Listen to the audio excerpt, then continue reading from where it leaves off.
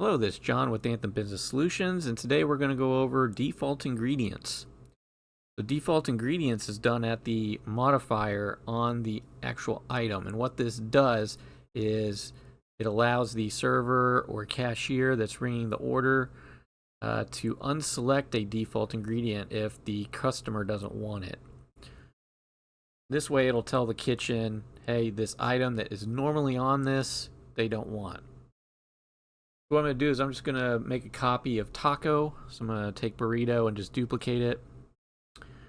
And we're going to call this taco.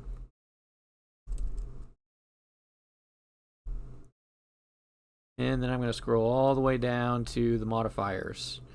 And it's already got one in here, but I'm going to actually replace this one with taco ingredients. What I'm going to do is just highlight these blue by selecting them. And that's going to cause them to be default. I'm going to hit save, wait for my little save successful down here.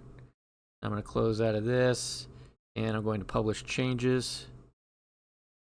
And now let me show you what that looks like on the workstation.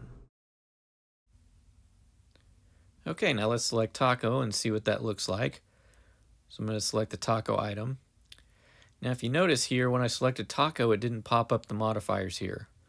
The modifiers are only automatically going to pop up if there is a required modifier attached to this item. Because you can have several optional modifiers and one required modifier and it'll pop up automatically. But if you have all optional modifiers, nothing's going to pop up automatically. So I'm using these ingredient modifiers as optional, since there's no reason to require anything. So if you wanted to edit those, then you would select the taco, and then you should see all of your optional modifiers, which we see the one that we assigned to it. And they're all highlighted blue because they're pre-selected like we programmed it to. So if, like, let's say, for example, this person wanted a taco with no lettuce, no tomatoes, then you would just unselect the tomato and the lettuce. Instead of having to type something or select a no button and then the tomato and no and then lettuce, all you got to do is unselect them and it does it for you and puts that there's no tomato, no lettuce. So the ticket will show you this, and the order device in the kitchen or wherever will show this as well.